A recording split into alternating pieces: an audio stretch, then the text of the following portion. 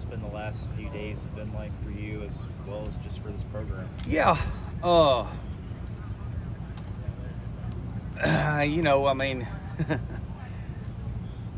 don't know if you can describe it. You know what I'm saying? I don't know if there's a word to describe it. I know we got a lot of good kids. I know that they are really growing.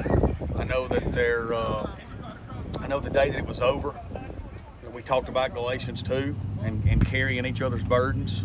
It was very important that we all understand that life's not meant to be lived alone, and that we've got each other, and that we've got to carry each other's burdens and be there for each other. That's what we're called to do.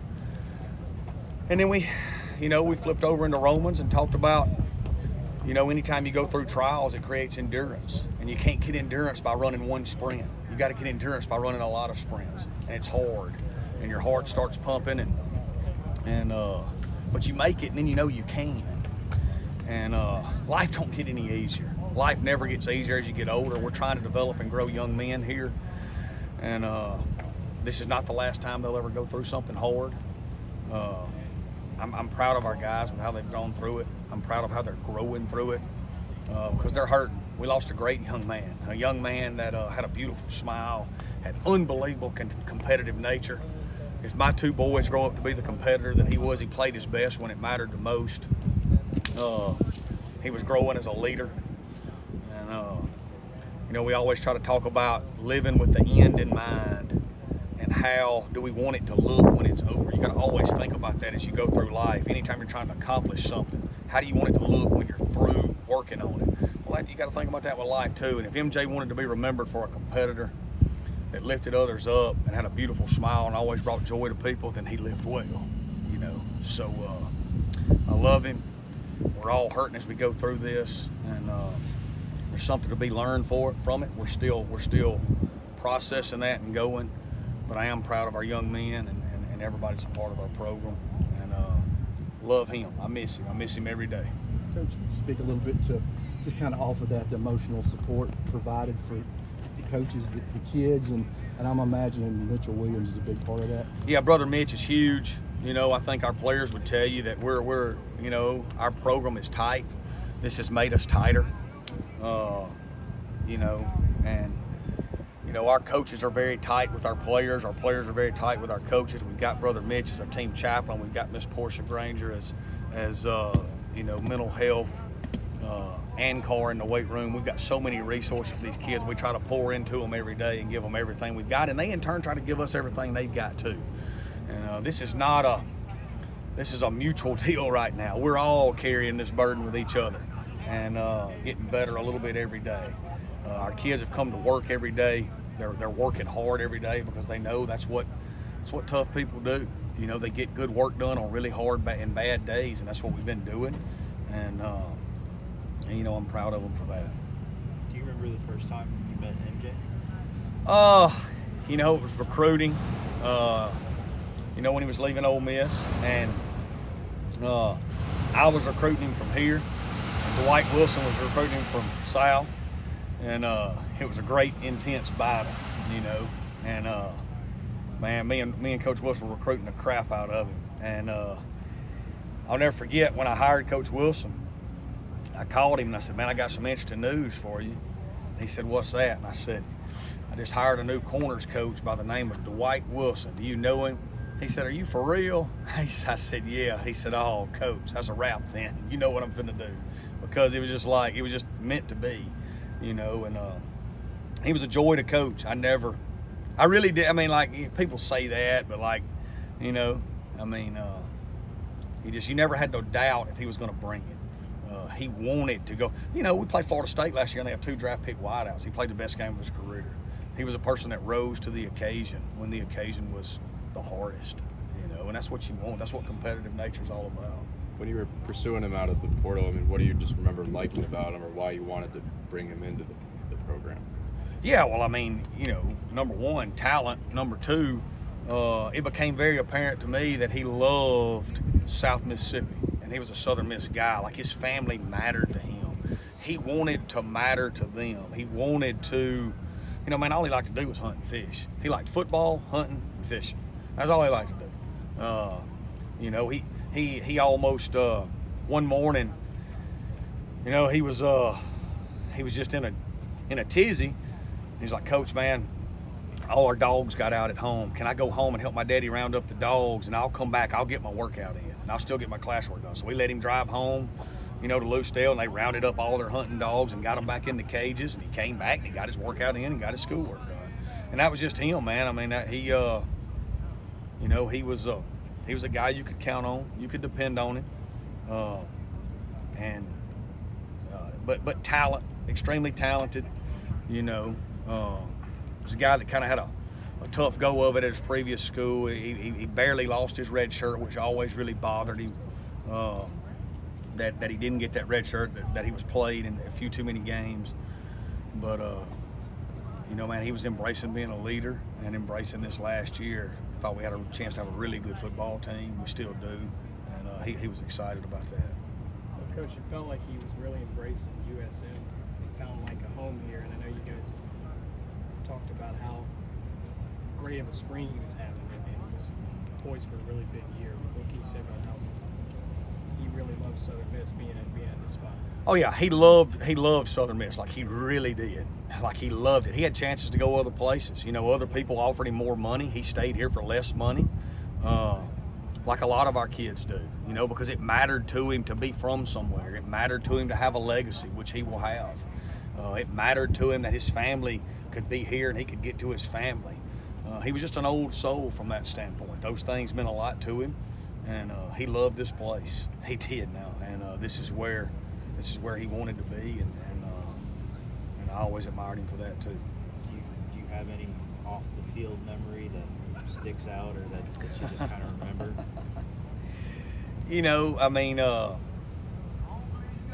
Our last conversation was Tuesday. He had some schoolwork he had to do, and I texted him. I said, man, I know I'm on you hard about the schoolwork, but I love you. And he texted me back, I love you too. It's gonna get done. Don't worry about it. And he had done it. He had done what he was supposed to do that day. And that was our last conversation. Was that. So he was on his way to getting his degree. He was going to get a degree in January and December, which was a big deal, and off the field, just, he'd sent me pictures in the summer. He'd send me pictures of him cooking a whole hog. I still got them on my phone, man. He'd have a whole hog he'd killed, split open, with all the fixings in the middle of it. He'd bring me deer meat back, he just, I could sit here and talk about him all day. A lot of the same stories. A lot of people say the same thing. You just didn't really, he never made your day worse. His smile was beautiful, and you could always count on him when the going got tough. He was going to get going, which is, shoot, man, something I think we'd all hope people would say about us. Just in the days after, kind of late last week, were you guys still holding workouts? Were there team meetings, or what were just kind of the days with the team? Yeah, we never stopped. MJ wouldn't have wanted us to stop. We never stopped for several reasons. Number one, MJ wouldn't have wanted us to stop. Number two, I would be a hypocrite if we stopped, because we preach every day to these young men, life is hard.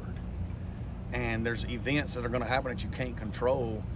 And the difference between successful people and unsuccessful people handle hard better.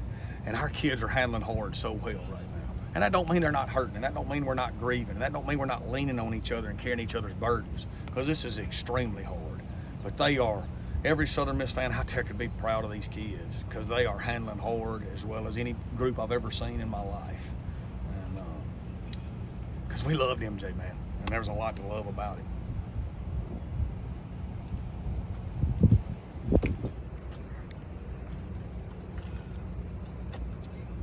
My bad. Dylan, I guess when you think about MJ, what comes to mind? What do you remember about him? Man, a great spirit, man. If you know MJ, you know MJ. Always smiling, always got a $1 million smile on his face, ready to uplift people and bring people along, man. This tragedy right here is crushing me, and I think it's crushing the team. And we're trying to get through this together. But MJ was such a happy person, a happy spirit, and I always wanted to keep people happy around him. How long had you known MJ? Man, ever since I was a little kid, man, growing up, of course, MJ was younger than me, so MJ was always around with my little brother, and so I kind of always took MJ in as my little brother, you know, everything I did before college, when I got to college, and even still, you know, to this day now. And I'm sad to say, but yeah, I'm sorry that my brother has to watch over me, you know, and I can't watch over him. You guys are cousins, right? Yes, sir. So what's the connection? You know, in The relation, family tree? on my granddad's side, our granddads are related, and that's how I go right there. We second cousins, so real close. MJ was always around, man, and I hate for something like this to happen. It really felt like when he came to Southern Miss, he kind of found the place he was meant to be. And did you sense that where he really enjoyed being here? Yes, I really did. If y'all didn't know, MJ was the reason I came here. MJ got me to come down here, so yes, I bought into everything that he said, that this was definitely our next home and we was gonna do this together, and this is what I'm doing it for. How have you seen some of the leadership in the locker room really take hold? Just guys like me and Drake trying to step up, trying to tell guys, you know, if you need help, you know, get help, or if you need a brother, we're a phone call away. Just trying to keep everybody uplifted, and I'm still trying to do a better job on my part, on my half, as you know, trying to be more of a leader, you know, trying to stay strong during these times right here. But it's still tough. Sorry. Do you have just a favorite memory that might stand out? Man, my favorite memory got to be it might have been our last home game, second last home game. Me and MJ is on the field doing our celebration, acting like we rock stars. If you know MJ, you know he was a rock star, man. He always wanted to be happy, and so that's probably like my favorite memory. Just us doing our celebration on the field that one last time. Now he flipped from Mississippi State to Ole Miss on signing day. Is that what ended up happening, or was it? Or did he already have decided that kind of beforehand? Because you were at Mississippi State at the time, right? Yeah, so yeah. You were gonna be teammates with him again. At Mississippi State, yep. I can't tell you what went wrong then, you know, during the signing day process and everything, but he was right down the road always, so it really didn't matter. It really didn't matter. But did you know that he was switching at the time? It didn't catch you off guard in that moment? Not really, nah. Dylan, Coach Hall kind of talked about how it's been obviously really tough to get back out here, but he said it was important for the team to get back to work, and kind of that's a way of honoring MJ that he would want you guys to. We definitely want to honor MJ. You know, go back to work. 100%, 110% just for MJ. But yeah, it has been hard for us guys. We've been trying to, you know, stay together, keep it up together, you know, and be as one just for MJ. You know, I'm just lost for words, man. We just trying to stay strong, man. Trying to stay strong. Chandler, when you think about MJ and just the years that you got to know him, what comes to mind? What do you remember about MJ? Man, he was a light to a room, and a lot of people call him superstar. He really lived and breathed, and you know, he worked like a superstar. You know, from the time we were committed to Ole Miss, back to times we were taking visits together in 2019, 2020 to COVID, playing Mississippi Air together, man. He was just always a light, man, and like I said, man, he lived his life like a superstar, and I remember him as that. It's easy to see MJ was loved by everybody out here. Huge loss. Talk to me about, you know, the early process of honoring him this season in his memory, and maybe what MJ would expect of y'all through this. He was a competitor. He was a competitor on the field, and we wake up every day with the same urge and competitive nature that he has, man. And I just know every day we put 10 toes down. You know, we break it down on 11 brothers because, you know, it's a brotherhood. You know, nobody stands alone, and he felt the same way about the team and the program. His competitive nature just rolls off, man, and make everybody go a little bit harder, man. Chandler, can you share like just a memory that just stands out to you about what he was like? I remember Mississippi Air, man. It wasn't many guys that could play both ways, but me and MJ Daniels. I was taking snaps at quarterback, and he was playing defensive back and receiver at the Mississippi Air game, and you know, us just having those moments to play our last high school game together, that's something I can cherish. And you know, we were next door roommates, and you know, he's just a special guy, man. Like I said, I always remember him as a superstar. That's what he is. How have Did you you guys seen? ever play each other in high school? We didn't. Unfortunately, we didn't. From the Lucedale being 5A and McGee being 3A and a little travel distance, we didn't never get to play each other. So the time we had in practice the battle, the times we had in Mississippi Air just to do all the competing, because that's what he about now. He loved to compete, man, and it's just a blessing to even share the field with a kid like that, man. I'm just being honest. It really is. Obviously, you never want to walk through anything like this, but how have you kind of seen the leadership in the locker room really take hold and be there for maybe even some of the younger players? Just it's no choice but to grab hold to a brother, man. That's what everyone's doing. Grab hold to a brother, man, and really love him, man. Love him outside of the football, on the football field, because like I said, MJ, he was a superstar, and it being that, and us losing him, we're no better than him, honestly. And that bonds everybody together. That brings everybody together. And I'm just appreciative of the way we have handled this team and the way of coaches that has respected and handled our situation. But it's very bonding to us to bring together every day. When you think about MJ and you remember MJ, what's the first thing that comes to mind? Really his smile and his positive energy he brought everywhere he went.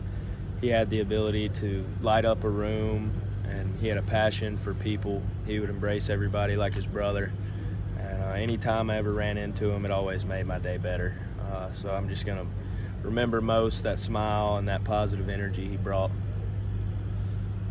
Off of that, a guy like MJ, just watching him through the course of the game, and even when the chips were down, he was one of the guys that's going to lift everybody up. I mean, For sure. He was obviously an incredible talent on the field. The stats and everything speak for that. But as far as off the field, in the locker room, in the meetings, he was an incredible leader. He recently joined the safety room, and pretty early he was the voice of the safety room. And he was the one to kind of bring us up regardless of what was happening, get us focused. And on the field, he was the same way, very vocal, always positive and uplifting. And he lived for the moment, so he was an extremely great leader. It seems like, obviously you went to Ole Miss out of high school, but it felt like you found a home here at Southern Miss. Right. You really enjoyed being here, and was kind of finding his way, moving to safety and everything. How did you feel like he was really kind of loved being at Southern Miss? Right. It's a little closer to home for him, and I know he's a really big family guy, so I know that was part of the reason. And then at Southern Miss, last year was his first year, and he was still, very involved. But I felt like in the spring he made that jump to really be a leader and a real positive impact on the team, and was finding his role at that safety position and just being a leader on the defense. Where have you seen kind of the locker room respond from something like this?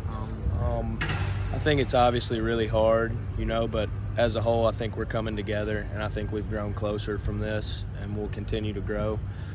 There's really only two ways to respond to this, either a good way or a bad way, and I think this is going to make us come together and become stronger as a team.